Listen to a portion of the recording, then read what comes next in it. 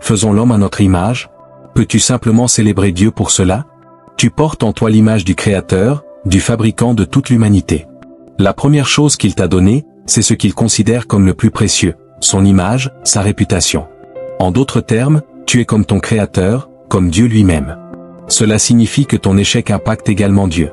Dans ce message, je veux me concentrer sur la compréhension du sens et de la raison de ton existence.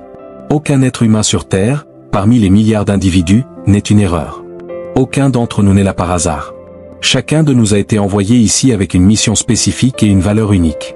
Cela signifie que Dieu avait une tâche à accomplir ici sur Terre, et il t'a rendu nécessaire pour cette tâche. Ta création est intentionnelle. Dieu ne crée rien simplement pour le divertissement ou même uniquement pour la beauté, bien que ce qu'il crée puisse être beau. Par exemple, les couleurs des fleurs que tu vois dans les jardins ne sont pas seulement là pour leur esthétique. J'ai découvert dans mes recherches que certains insectes ne peuvent percevoir que des couleurs spécifiques, et ces fleurs ont été conçues précisément pour attirer ces insectes. Ainsi, leur couleur a un but précis. Beaucoup d'entre nous ne connaissent pas leur propre raison d'être ici sur Terre. Mais si tu veux réussir dans la vie, il y a 5 questions essentielles auxquelles tu dois répondre. Note-les bien, car elles sont fondamentales. Ces 5 questions sont si importantes qu'elles influencent le monde entier. Tout ce que font les humains sur Terre est motivé par ces interrogations. Que ce soit le plus pauvre qui dort sous un pont ou le plus riche vivant dans un palais, chacun cherche à répondre à ces questions. Elles transcendent les races, les cultures et les classes sociales. Ces 5 questions sont à l'origine des industries, de la mode, du divertissement, et elles motivent les actions de leaders, parfois corrompus. Elles poussent certains à accomplir des exploits, tandis que d'autres, face à ces mêmes questions, sombrent dans le désespoir, commettent des actes destructeurs ou mettent fin à leur jour. Ces questions influencent tout, des politiciens aux pasteurs, des jeunes dans les rues aux entrepreneurs. Voici ces 5 questions. 1. Qui suis-je? C'est l'une des questions les plus difficiles à répondre. De d'où viens-je? Quelle est ma source? Certains affirment que nous venons des singes ou d'un Big Bang ayant évolué en crapaud, puis en singe, pour enfin devenir des humains. Mais quelle est vraiment notre origine? 3. Pourquoi suis-je ici? Cette question est cruciale. La majorité des gens ignorent la réponse. Ils passent leur vie à travailler dans des emplois qu'ils n'aiment pas, avec des personnes qu'ils ne supportent pas, pour un salaire inférieur à ce qu'ils méritent, jusqu'à mourir prématurément de stress et de frustration. 4. Qu'est-ce que je peux faire? Quelle est ma capacité, mon potentiel? La plupart des gens ne découvrent jamais pleinement leur talent. 90% de l'humanité meurt sans avoir exploité plus de 10% de son potentiel. C'est une tragédie. 5. Où vais-je? Quelle est ma destinée? Ces 5 questions sont fondamentales pour comprendre ta vie et ton rôle sur cette terre. À un moment donné de ma vie, je me suis posé des questions fondamentales. Quel est mon avenir? Où vais-je dans les 20, 40 prochaines années? Quelle sera ma destinée à 80 ans? Ces interrogations, qui frustrent tant de personnes, ont changé ma vie. À 13 ans, je cherchais des réponses à ces 5 grandes questions. Qui suis-je? D'où viens-je? Pourquoi suis-je ici? Que suis-je capable de faire? Où vais-je? Malgré le fait que mon père était pasteur, ni lui, ni les églises où je me rendais ne pouvaient m'aider. Alors, j'ai commencé à chercher par moi-même. J'ai lu la Bible, débutant par l'évangile de Matthieu, puis Marc, Luc et Jean, que j'ai même mémorisé. Ces enseignements m'ont transformé. Adolescent, j'ai acquis des principes de vie que beaucoup d'adultes ignoraient. À 17 ans, j'étais devenu l'un des jeunes les plus influents de mon pays grâce à cette sagesse.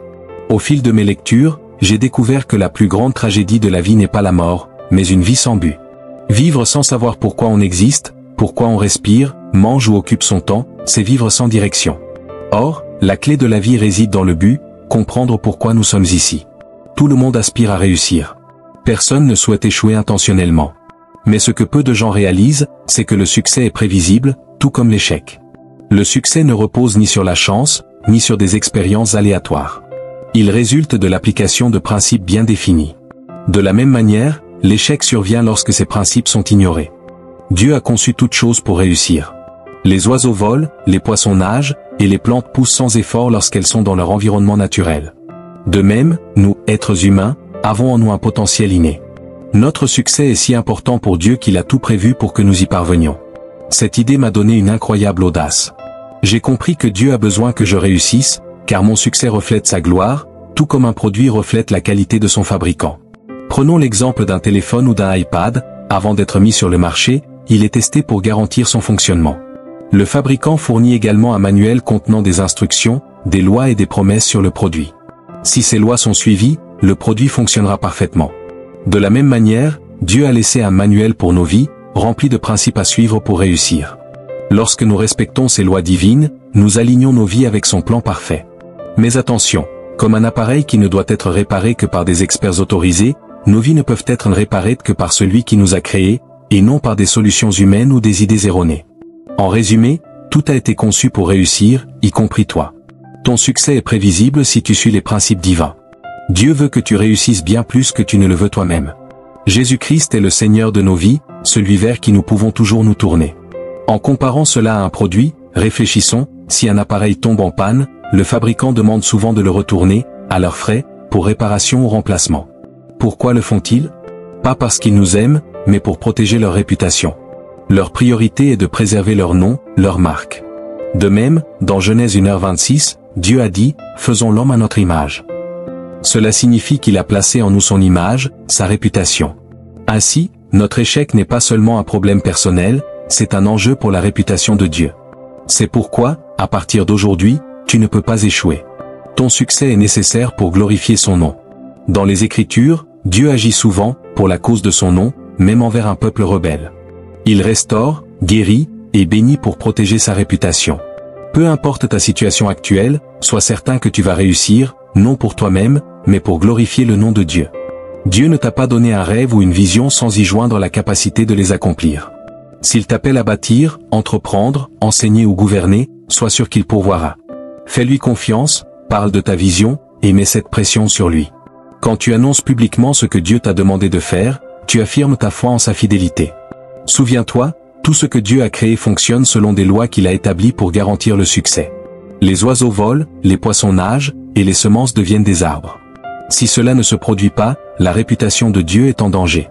C'est pourquoi, en méditant et obéissant à sa parole, comme Dieu l'a dit à Josué, tu prospéreras dans tout ce que tu entreprends. Fais confiance à Dieu et avance avec audace, car ton succès glorifie son nom. Jésus-Christ est le Seigneur de nos vies, celui vers qui nous pouvons toujours nous tourner. En comparant cela à un produit, réfléchissons, si un appareil tombe en panne, le fabricant demande souvent de le retourner, à leurs frais, pour réparation ou remplacement. Pourquoi le font-ils? Pas parce qu'ils nous aiment, mais pour protéger leur réputation. Leur priorité est de préserver leur nom, leur marque.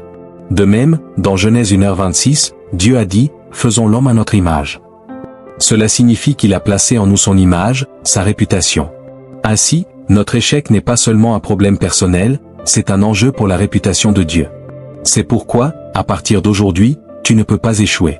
Ton succès est nécessaire pour glorifier son nom. Dans les Écritures, Dieu agit souvent, pour la cause de son nom, même envers un peuple rebelle.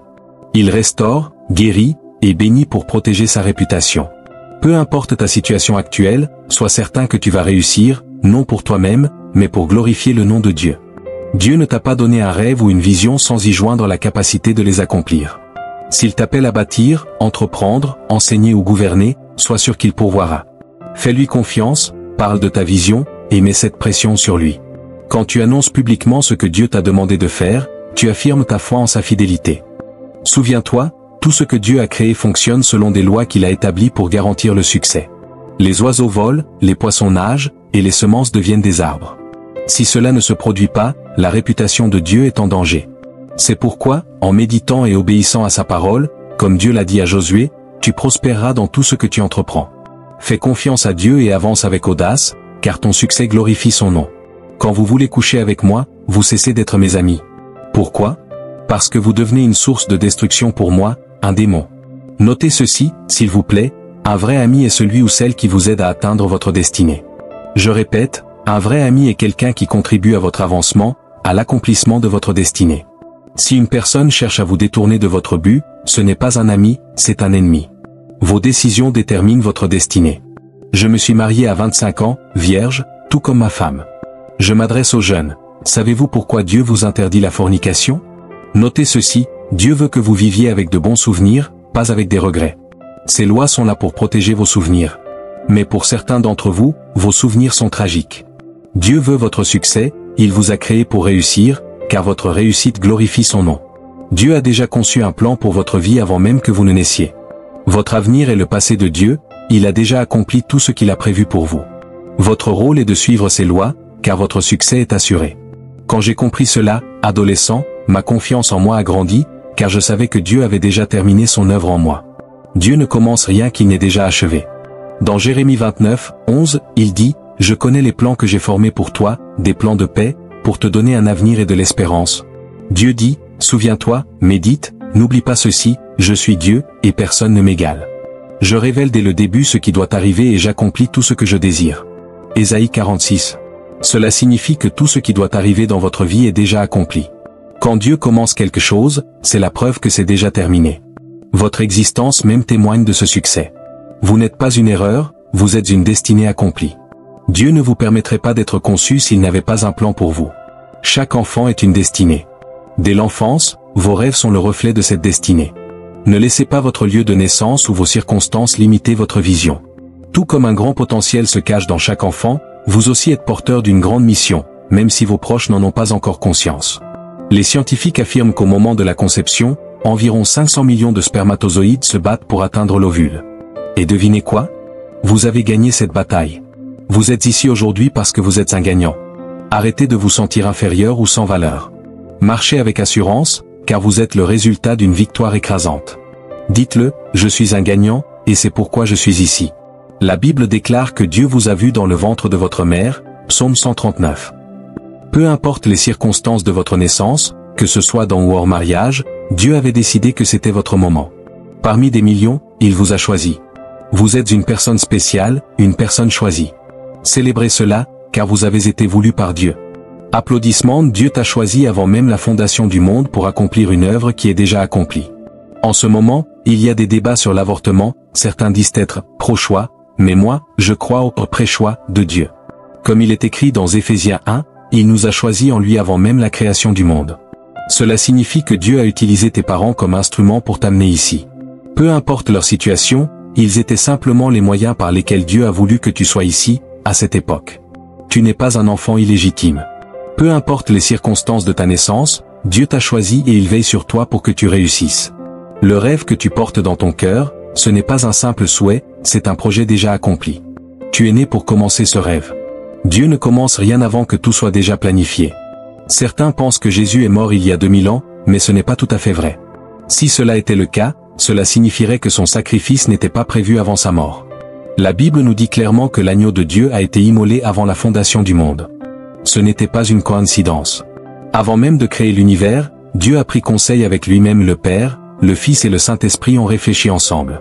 Le Proverbe 19h21 nous dit que ses plans sont plus importants que les nôtres. Dieu t'a créé avec un but, il t'a choisi après avoir eu une réunion divine à propos de toi. Et dans cette réunion, il a décidé que tu naîtrais.